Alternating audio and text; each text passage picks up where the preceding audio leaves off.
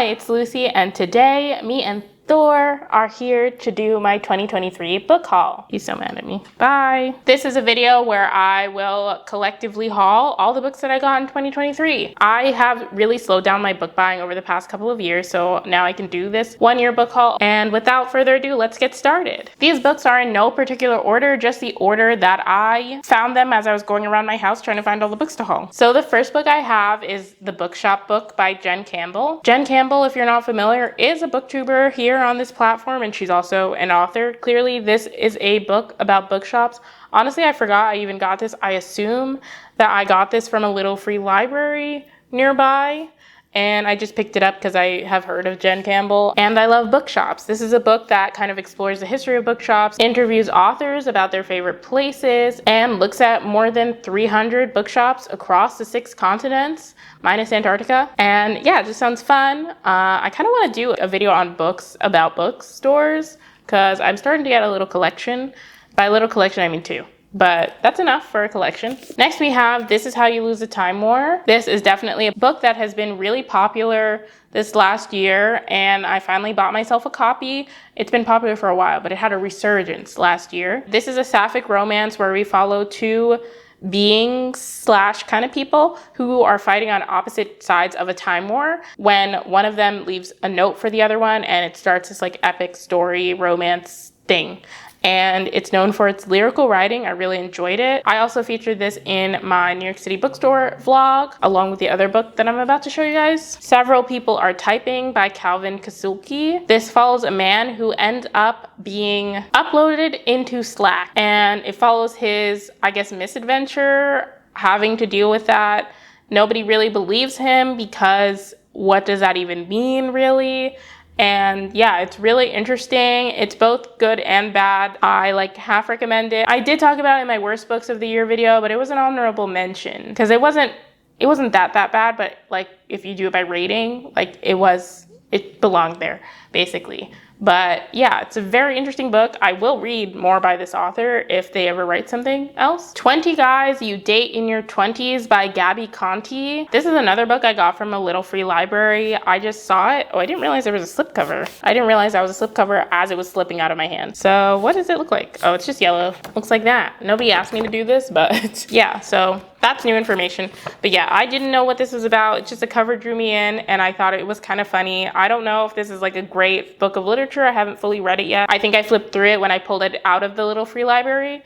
But yeah, it just piqued my interest. It has fun charts and things, which I love. I love a chart. Another book you might have seen already if you're keeping up with my vlogs. This was in my DragonCon vlog. I got it at DragonCon. This is Naya and the Fox Dragon by Naomi Vanderon. This is about a young teen named Naya who has been hiding from her past and her unkind uncle for most of her life until she befriends a fox dragon. When the last of the magic orbs that once ran their city runs out, she faces her fears and embarks on an unexpected journey into the heart of the jungle to save the city. So it sounds cute. It has fun little illustrations. Next, I have added into my collection of books featuring cats on the cover, and I got What You Are Looking For Is in the Library by Michiko Ayama and translated by Allison Watt. So I know that this is a piece of Japanese fiction, and the blurb on the inside cover says it's about the magic of libraries and the discovery of connection. So that sounds good to me. I love a book about books, hence the Bookshop book. Now I got a library book. Maybe this would fit in that Bookshop video, let me know. The next book that I got is not a traditional book with a story, but I did want to share it because it was taking over my life for a little bit when I got COVID in September. This is Myrtle Volume 1 by G.T. Carber. So this is a puzzle book, which is not usually something I feature on my channel, but I am told that there is an overarching story amongst the like scenarios. I don't know, I haven't actually gotten that far in this book. There is a website, I will link down below, where there's like a daily Myrtle, and that is what I was obsessed with and made me buy this book. It features logic puzzles. If you've ever seen ones like this, where you kind of just have to make connections based on clues. You're trying to figure out who was the murderer, like what they used, and in what room did they commit the murder in, basically. And you get like a few clues that are supposed to help you rule out people. And it's just like a fun thing to do. I just wanted to share it in case anyone else likes puzzles. Definitely at least check the website out down below. Next, I have a book that I really can't say anything about because it's a blind date with a book. I just wanted to share that I bought this. Once again, this was in the beach vlog that I got it. I still haven't opened it. I don't know what book is in here. I still want to do a blind date with a book video. We'll see what happens. This is a cute little zine that I really should have read by now. This is Cat Party number 6, At Home with Our Cat, edited by Katie Hegel. And this is just like a collection of comics and stories about cats. And the bookstore I was at had like a bunch of these zines. And I just thought it was cute, and I definitely should have read this by now because it's literally a zine. There's like 20 pages in here. Next, I have 3 books I got on my first trip to Half Price Books.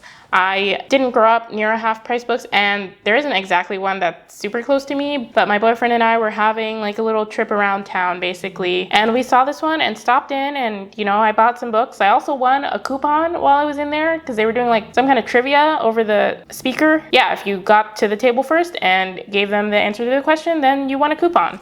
So that made these books cheaper, which is why I bought 3. The first book I got was A Burning by Megha Majumdar. This is a book that takes place in India and is about 3 people whose lives all come to intersect when one of the characters who's poor and from the slums is accused of executing a terrorist attack because of a careless comment she left on Facebook. And then one of the other characters is trying to become a politician and finds that he needs this girl to like take the fall for this basically in order for him to ascend politically. The third person can like confirm the girl's alibi, but that would ruin her dreams of becoming like a Bollywood star. So their lives are interconnected. This is said to be like written beautifully. It sounds really interesting. And I just got interested in it when I was at Half Price Books. I think this was nominated for something. It doesn't say on the cover because I think this is an old cover. I didn't look it up, but I feel like I had seen this around on BookTube or something before, or maybe it was just popular. Next, we have The Glass Hotel by Emily St. John Mandel. I'm sure you're familiar with this author's name. She wrote Station 11, which has gotten a lot of praise, popularity. I personally am never going to read Station 11 because unfortunately I have waited too long and now there has been an actual pandemic. So I cannot read any books about pandemics. That is I don't want to say it's a line, but it's just something that I don't think I will enjoy at this juncture in life. Yeah, crossed off every pandemic book on my list, unfortunately. So I still want to give Emily St. John Mandel a try, and I think this is her second book. I want to say she's written some other books, but I could be lying about that. But this one also has high praise. This little blurb says that this book is set at the intersection of these 2 seemingly unrelated events, a collapsing Ponzi scheme and the disappearance of a woman from a ship at sea. So yeah, that sounds interesting to me. I also want to hear about a collapsing Ponzi scheme. And yeah, what happened to that woman? Is this murder? I don't know. 3 Women by Lisa Taddeo. What is this about? I believe this is nonfiction, and this is about the sex lives of 3 specific women that the author was like keeping track of, interviewing, reporting on for a decade, basically. And it just sounds interesting, intriguing. One is a woman whose marriage has lost its passion after a decade of marriage, and her husband now refuses to kiss her on the mouth. And because of this, basically this woman starts an affair. Another woman is someone who was groomed at 17 by her English teacher, and she falls into the La La Land where basically she thinks on her 18th birthday that he's gonna like leave his wife and they're gonna live together happily ever after. That doesn't happen. And then years later, she finds out that that man has been named like Teacher of the Year, so she comes forward with her story and is met with disbelief. The third is a woman who's married to a man who likes to watch her have sex with other people. One day they bring someone new into bed, and he apparently knows some secrets about that woman, and it forces them to confront what's going on in their marriage. I don't know. So yeah, it just sounds real interesting to me, so I picked it up. Next, we have some book boxes, but maybe not the ones you're thinking of. So basically, in 2022, when the Brandon Sanderson Kickstarter was going off, you know what I did? I bought the books. I bought them. Why? I don't know. I've only read Mistborn. I haven't read any of these books, and they cost a pretty penny. To be honest, I did think they were going to be like kind of collector's editions or something, maybe worth something in the future. I didn't realize that he would be selling them like after he sent out all the boxes. So that's I mean, that's not necessarily a problem. Like, you know, it makes it more accessible. But yeah, so these editions are beautiful though. So I will say that. But now I'm going to show you them all. So also, if you want to see like in-depth looks at what came in those boxes and like the end pages and everything, I do have shorts of me like unboxing them posted on my channel. They should all be up by now. So yes, this is Trust of the Emerald Sea. I'm not gonna tell you what any of these are about because it really doesn't matter. I mean, not that it doesn't matter, but you know, I barely know. This was not the wisest use of my money, but it all worked out because my boyfriend loves Brandon Sanderson. If eventually we live together, they're his, what's mine is yours, and it makes me look less weird that I bought these books. Not that I had no intentions of reading them, I was just going crazy, I don't know. Next is the Frugal Wizard's Handbook for Surviving Medieval England. Oh, this is illustrated by Steve Argyle. I'll call that out since we all know these are written by Brandon Sanderson. Trust of the Emerald Sea was illustrated by Howard Line. Yumi and the Nightmare Painter, which was illustrated by Aaliyah Chen. And lastly, we have The Sunlit Man, which has illustrations by Hernanda Suzo, Nebetsi Zitro, and Kudri Aiken. And last but not least, we have kind of a spoiler for a future video, so it's really only if you've made it this far into the video, you get like a little spoiler. I started getting tailored book recommendations from like Book Riot. It's their like, I don't want to say subsidiary, but they have a company that does recommendations and will send you hardcover books.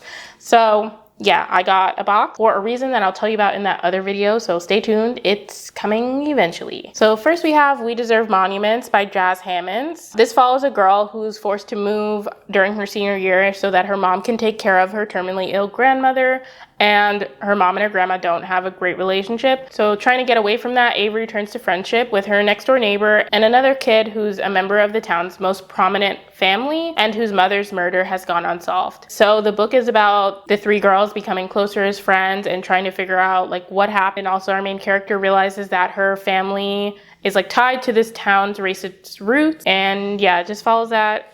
I think it won, did it win the Goodreads Choice Awards? I don't think so, but it was nominated. Don't Cry for Me by Daniel Black. This is told in a series of letters, or maybe it's one long letter from this man to his gay son, and it's him as a father trying to make amends, basically. The God of Good Looks by Brianne McIver. This follows a woman who ends up kind of ruining her prospects by having an affair with a married government official. So she ends up getting a job offer to work at this magazine and starts building herself up again. But then her ex threatens to jeopardize everything she's started building, and so she needs to figure out the strength to fight back. And yeah, it's, I think, like literary kind of romantic fiction, maybe.